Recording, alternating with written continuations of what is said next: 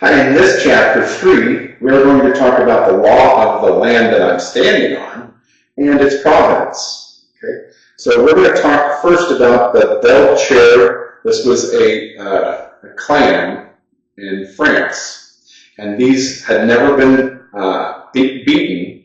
They joined up with the French king, and then they went over and defeated the English. And there have been many skirmishes between the English and the French over the years. So the French king said, hey, I don't ever want to have another uprising from a monarch in England, so I am going to make these English sovereign in their own right. So these were a group of Amoricans, and that's the French word we get today, the word American, right? That's where it comes from. So if you've heard or been taught anything else, it's just not correct.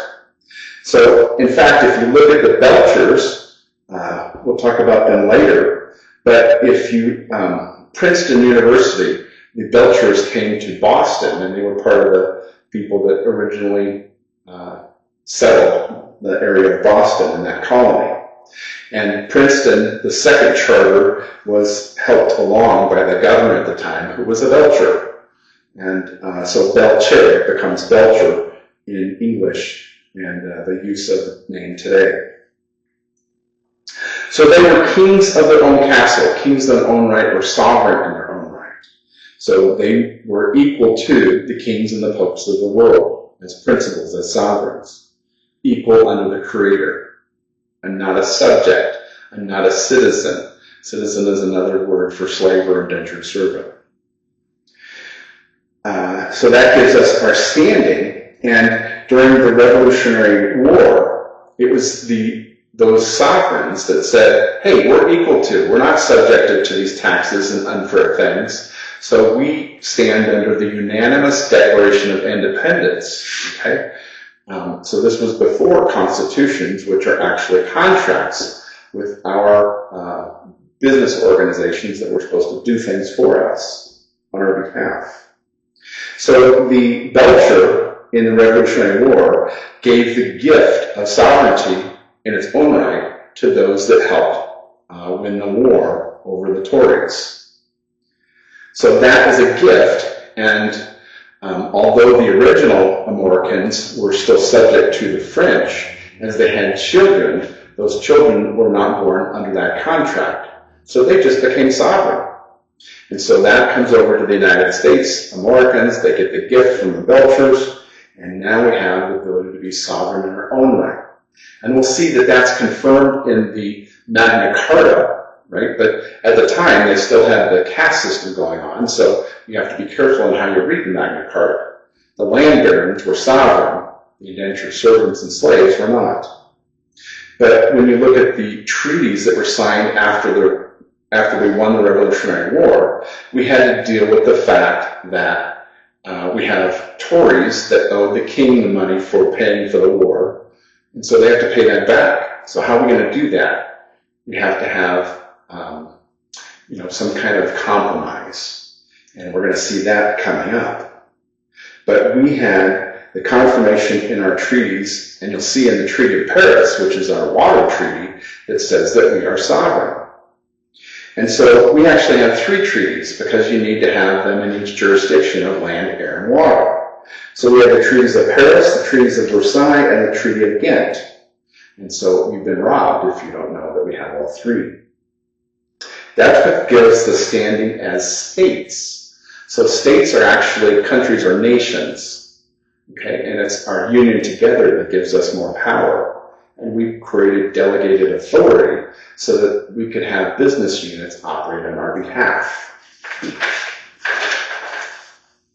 So let's talk about those business units. The first one is the land unit, and this is what we're going to call Papa, okay, because that is the granddaddy, and it's from this one that the other 2 are derived. So this is the original 1787, the Constitution for the United States of America. And in the original version, you'll see that there's some important distinctions. The word for, not the word of, because for is for, that group, the States of America, as the business unit. We'll see in the next constitutions is of, and of means without. Also, the word the is in capital, the T. So that means that it is the one and only, the United States, because we're going to see a lot of name similarities, and that's a problem. That's how they get the deception, just like you would a credit card thief. And the U under United is lowercase, because it was the states that are in uppercase. That's what's sovereign. We're just united together in a union. Okay.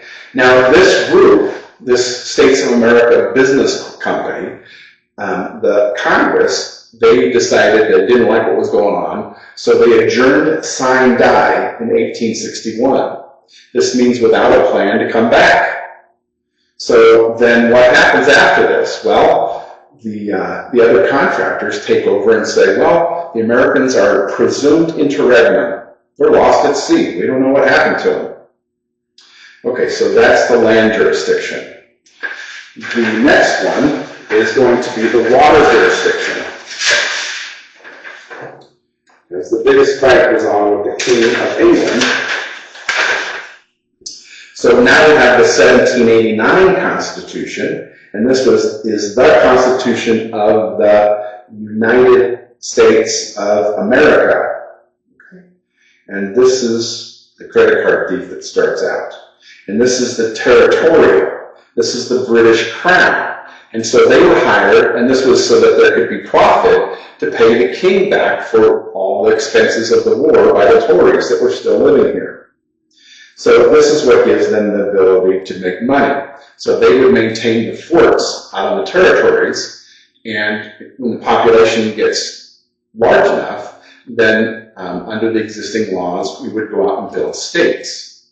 Similarly, we didn't have a full navy, so we needed to be able to have trade going on the high seas, and so it was the British Navy that became our defense there. So this is the territorial, and we can also think of it as the military. And this is where we get the UCMJ. A couple other notes here that it's like we're the landowner. We built a mansion, and we hired a butler and a maid. Well, the butler and the maid decided they are often at odds, but then they like to steal from us, so they conjoined their duties. So in 1937, they created the Declaration of Interdependence. Okay, notice the name similarity to our Declaration of Independence. And so this is the maid and the butler doing the same work together. But remember, what happens if one of these goes bankrupt or dies? Then the other one doesn't get to make the decisions. It means that the delegated authority goes back to the delegator, which is the uppercase P people and we the people. Okay? So we were the ones, the living men and women, the Americans, whereas this is the British and originally the Scottish, and they decided to incorporate, so they became an incorporation, and this is in the water. So this is the application of British Admiralty, and they usurped, because when we went interregnum, they said, well, the Americans aren't here, so this is an emergency, so we're going to declare war powers, and the war powers that didn't exist, and we're going to say we're going to use the UCMJ. And because they fought in a mercenary conflict with the global air jurisdiction contractor, that's what we call the Civil War, but it was really just a mercenary conflict between two corporations. And so they did win that conflict, that skirmish, so they used the right to go out there and capture war prizes. And that's where we get the carpetbagger courts. We know those today as district courts. So that corporation has been bankrupt many times. It's currently in Chapter 11. That's what Donald Trump is CEO of currently. And this is the United States of America, now LLC. And this is a new English chartered business unit. I'm going to call this Burger's King as we go forward. And again, I'm kind of using a name deceit like the hamburger manufacturer, because that's how things are done to us. It's similar names, like a credit card thief. So Burger Kings and Papa. And finally, we have the air jurisdiction. And the 1790, the Constitution of the United States, and notice of America is not present. So it's just the United States. This is the global federal contractor. And this is where we get our UCC, our Uniform Commercial Code. And notice that everything's in uppercase. So this is our municipal contractor. And its current state is that it's been in dissolution through a Chapter 7 forced bankruptcy by the Pope. And so now, who has claim to this? This is very critical, because if you have the correct standing, you can make claim. If you don't have the right standing, you can't have claim. So our fiduciary represents the uppercase P and we the people. But if you're an employee of the corporation, or you're a dead asset as a legal person, you have no standing. You're inside. That's the air. So you'd be inside here. If you're inside, you have no standing on the ground.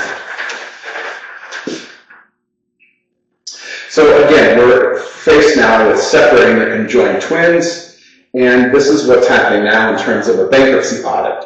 So that's where DOGE is coming in, and they're getting ready to separate all this stuff off, and they're making claims and trying to liquidate everything that needs to be done. And the new corporation that's arisen is a British corporation that Trump works for. So are we going to give everything to the King of England, or are we going to keep it to the Americans from whom it was stolen? So that's your choice as we move forward. But realize it's happening right now. And so we're going to call this one Popeye, like the chicken flag.